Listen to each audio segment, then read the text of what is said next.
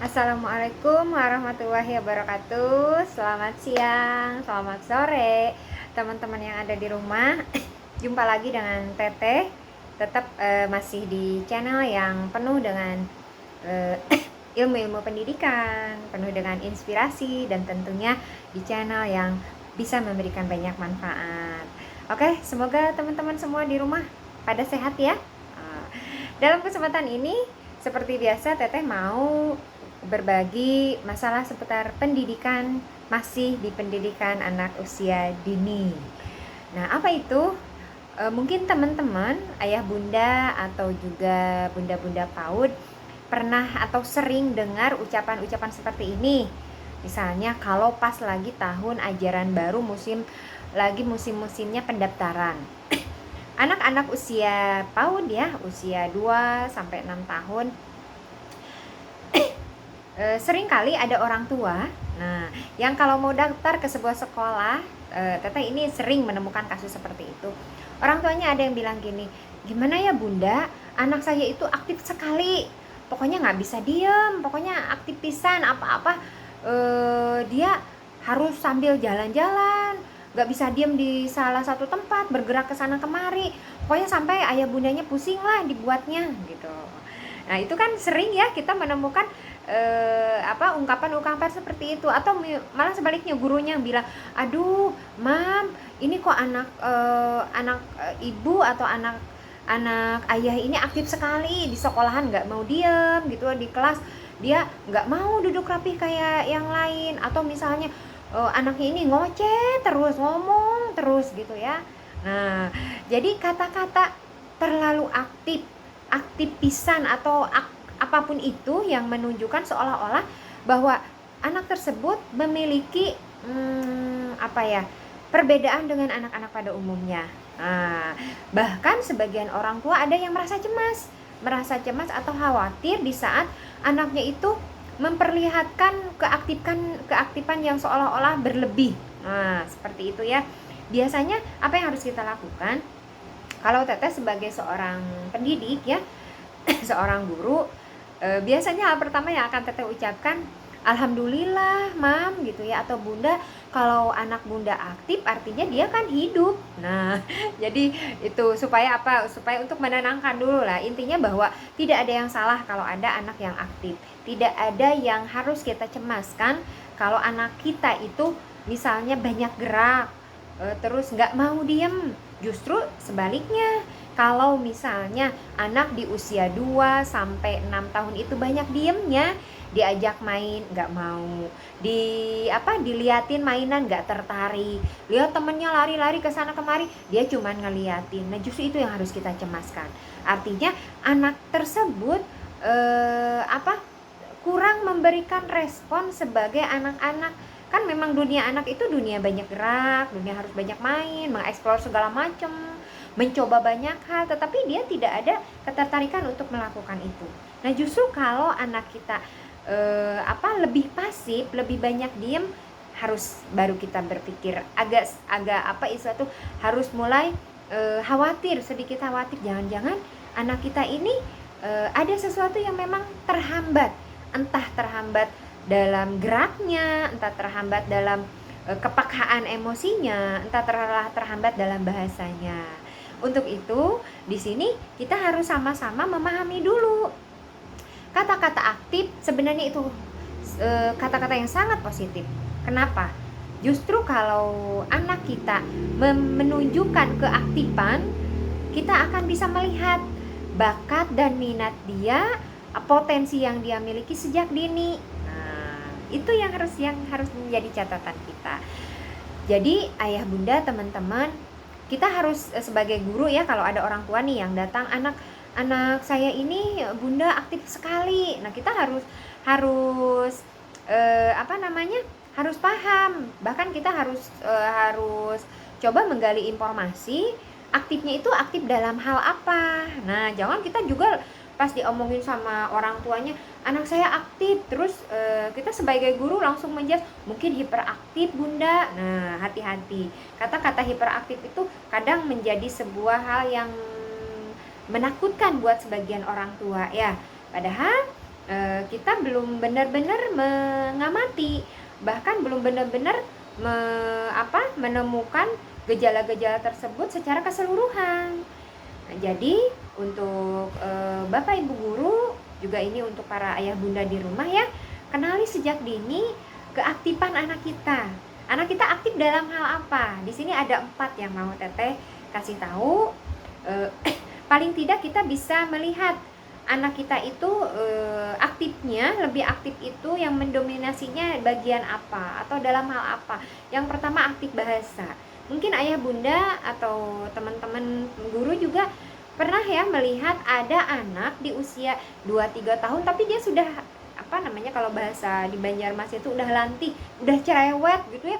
Udah aduh apa-apa dikomentarin gitu. Kalau gurunya ngomong hari ini kita belajar awan, dia langsung nanya, awan itu yang putih ya bunda gitu kan, kenapa awannya nggak berwarna hijau? Dia banyak nanya, padahal ibu gurunya baru ngomong sekali. Atau di rumah misalnya orang tuanya menyuruh dia, adek ayo makan, dia bukannya nurut dulu tetapi dia malah balik nanya dulu, makan apa hari ini bunda gitu kan, makan nasi gorengnya pakai apa aja gitu kan. Nah dia tiap kali ada orang ngomong, dia ngomongnya lebih banyak. Nah berarti anak-anak tersebut memiliki keaktifan dalam aspek bahasa itu lebih dominan, lebih unggul daripada anak-anak pada umumnya. Ini kalau di dalam teori kecerdasan, anak tersebut memiliki kecerdasan bahasa. Nah, jadi ayah bunda jangan khawatir kalau anak usia 3 tahun sudah cerewet gitu kan, apa-apa ngomong. Justru harus kita manfaatkan kecerdasan tersebut, harus kita arahkan sejak awal. Contohnya bagaimana? Misalnya kalau ada anak nanya, bunda kenapa ya tiap hari kok hujan? Nah, dia tuh ingin menemukan sesuatu, kenapa sih gitu kan, kok hujan terus. Nah dia sedang siap menerima ilmu baru yang dia harapkan bisa disampaikan oleh bundanya gitu kan. Dan kita sebagai orang tua, walaupun kita sibuk, walaupun mungkin kita sedang melakukan hal penting, jangan sampai kita cukup menjawab ya udah emang lagi musimnya. Lalu misalnya dalam kesempatan lain si anak bertanya gitu kan, dia nih menemukan sesuatu, lagi main gitu ya, menemukan ada sejenis serangga yang bagi dia itu hal yang baru, aneh gitu. Dia nanya ke bundanya atau ke ayahnya, ayah ini binatang ini bukan semut tapi kok bentuknya seperti semut, apa nama binatangnya gitu kan. Misalnya kita sebagai orang tua tidak cukup tahu karena kita pun baru melihat itu. Jangan pernah kita menjawab dengan sebuah kebohongan. Oh itu semut apa, misalnya kita kasih istilah padahal kita tidak tahu itu jenis apa. Kita harus melakukan apa? Kita harus jujur terhadap anak kita. Kita jawab saja, nah maaf nak, ini ayah juga baru lihat, nanti kita sama-sama cari di internet misalnya. Kalau serangga seperti ini apa namanya, makanannya apa gitu ya. Sehingga si anak dia akan punya harapan dan dia justru akan senang karena keingintahuan dia itu direspon secara positif. Bahkan si orang tua menjanjikan untuk ayo kita sama-sama mempelajari itu. Tetapi ingat, kalau kita sudah berjanji, kita harus berusaha menepatinya. Jangan sama kita itu seolah-olah untuk mengulur-ngulur waktu saja. Anak-anak yang memiliki keaktifan dalam bahasa itu sudah memiliki potensi yang sangat besar. Dan biasanya kalau anak-anak usia 2-6 tahun sudah cerewet ya, sudah perkembangan bahasanya sangat bagus. Bahkan kalau kita melihat ada sebagian anak ya kalau ngomong itu kayak orang gede gitu ya, kalau kayak orang udah dewasa gitu, ya dewasa sebelum waktunya ada, tapi dalam hal bicara berarti anak tersebut memiliki kecerdasan. Selain kecerdasan bahasa, dia kecerdasan berpikir. Nah jadi ini ayah bunda, kalau punya anak yang cerewet ya, cerewet dalam artian ngomong gitu ya, nggak ada habisnya, biasanya kognitifnya juga, otaknya juga cerdas. Karena kan tidak mudah ya menghafal berbagai macam kata, kosakata, terus menyambungkan kata-kata menjadi sebuah kalimat, menjawab sebuah pertanyaan dengan pertanyaan baru, itu tidak mudah. Itu perlu sebuah kecerdasan yang lebih. Jadi harus disyukuri nih kalau ada anak yang cerewet gitu ya. Bahkan kalau diarahkan sesekali diajak dia bikin siaran sendiri gitu, di videokan, biar dia terlatih sehingga anak tersalur akhirnya. Siapa tahu nanti malahan dia kecil-kecil sudah bisa menjadi seorang presenter misalnya ya, diajak ngedongeng malah kan jadi senang gitu.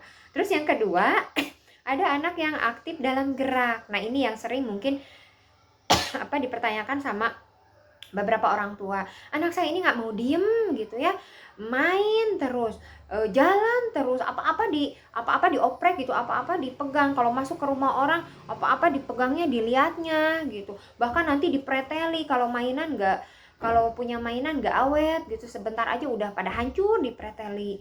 Nah anak-anak seperti ini juga sudah menunjukkan bahwa dia memiliki memiliki potensi yang luar biasa. Keingintahuannya besar. Dia melihat benda tidak cuman lewat selesai. Dia melihat benda ingin dipegang, ingin disentuh, bahkan kalau bisa dibongkar. Itu rasa ingin tahunya sangat besar, dan anak-anak seperti ini kalau kita arahkan dia akan menjadi seorang penemu lah. Penemu tuh rata-rata pasti berawal dari punya rasa keingintahuan yang besar. Punya ada pulpen aja mungkin dipreteli, dibikinnya jadi apa. Nah anak-anak seperti ini jangan sampai kita malahan dia mau pegang aja sudah kita bentak gitu, nggak boleh dipegang. Nah dia baru dibelikan mainan, nggak boleh ya nanti dihancurkan, nggak boleh nanti dibongkar. Kita belum apa-apa sudah melarang dia dengan kata-kata nggak boleh di ini, nggak boleh di itu. Akhirnya kreativitasnya tidak tersalurkan. Yang terjadi apa?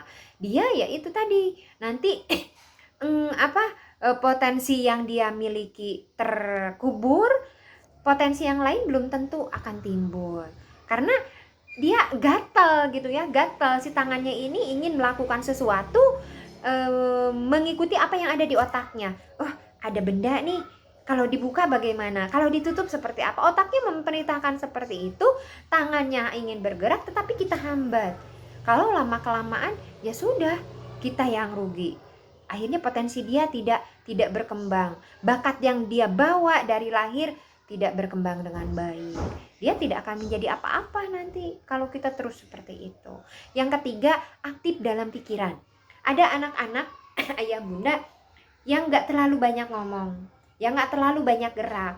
Dia kalau ibu gurunya ngomong ya merhatiin gitu ya, senyum-senyum gitu. Kadang sesekali dia melamun gitu ya, memikirkan sesuatu gitu kan. Terus kalau misalnya melihat pemandangan, melihat sesuatu yang baru tuh diliatin gitu, cuman diliatin aja nggak dipegang gitu. Anak-anak seperti itu kemungkinan itu tadi dia memiliki potensi yang berbeda. Potensinya apa? Imajinasinya, pikirannya berkembang dengan sangat aktif. Jadi aktif itu bukan kelihatan dalam gerak, dalam bahasa saja. Bahkan kalau otak anak kita aktif, hidup, dia akan memiliki sebuah imajinasi yang luar biasa. Coba ayah bunda ingat, kalau tidak ada anak-anak, ya kalau tidak ada manusia yang punya imajinasi yang mungkin kalau kita bilang muluk-muluk, mungkin saja sekarang tidak akan ada ya gadget seperti ini gitu ya, alat komunikasi yang sangat canggih. Tidak akan ada alat-alat teknologi yang memudahkan kita beraktivitas. Bahkan bisa saja pesawat terbang pun tidak ada kalau tidak ada manusia yang dulu punya imajinasi. Semua hal yang luar biasa di dunia ini, semua hal yang tidak kita pikirkan sekarang atau yang tidak pernah terpikir di zaman dulu, itu semua berawal dari imajinasi. Orang tidak langsung bikin, mau bikin ini pesawat begini, pasti dia berimajinasi dulu, berhayal dulu, ya, bermimpi dulu, gitu kan, mau terbang, gitu kan, tetapi dengan cepat ke bulan, pasti kan orang berhayal dulu, nggak mungkin ujug-ujug langsung terbang. Semua hal yang ada sekarang, yang kita pegang, yang kita lihat, yang kita dengar itu semua berawal dari sebuah hayalan, imajinasi. Jadi kalau ada anak yang sukanya apa?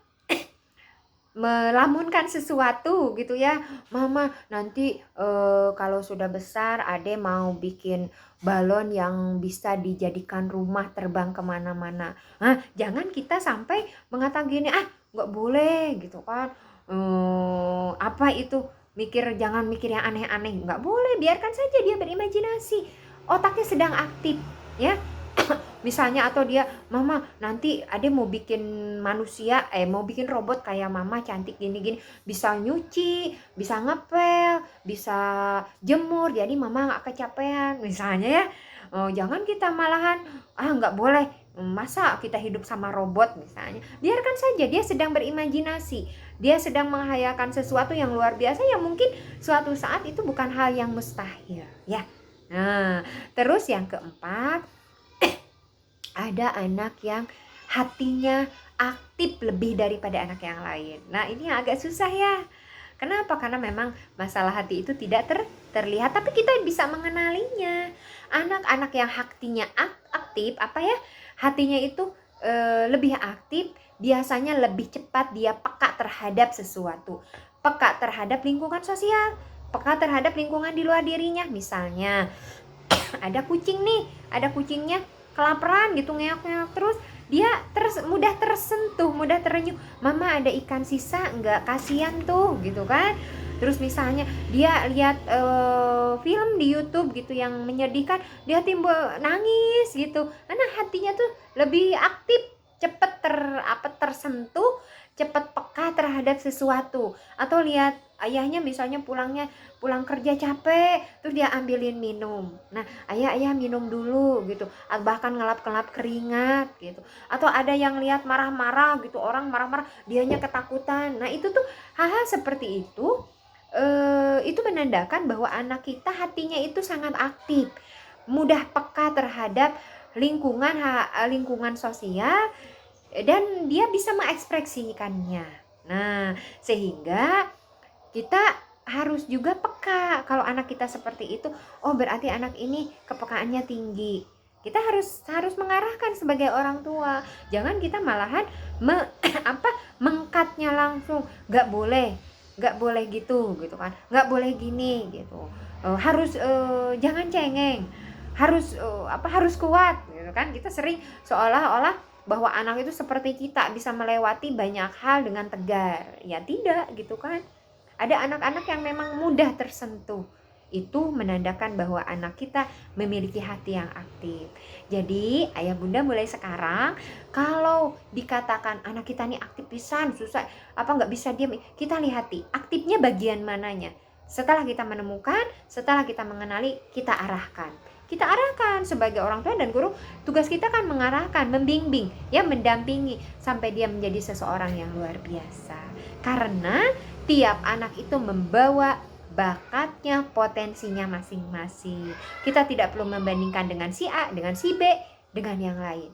Anak yang Allah titipkan itu yang harus kita dampingi, kita bimbing, kita arahkan sesuai dengan bakat dan potensi yang sudah Allah titipkan. Oke, itu saja ya ayah bunda dan teman-teman semua.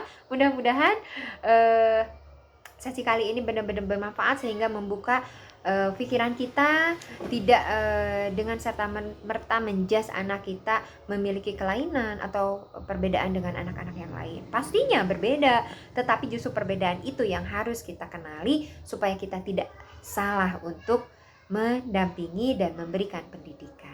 Oke, itu saja. Terima kasih. Mudah-mudahan bermanfaat. Sampai jumpa lagi di sesi berikutnya. Dan Teteh ingatkan lagi yang belum subscribe dulu dan di-share. Mudah-mudahan ilmu ini bermanfaat, berkepanjangan. Makasih. Assalamualaikum warahmatullahi wabarakatuh.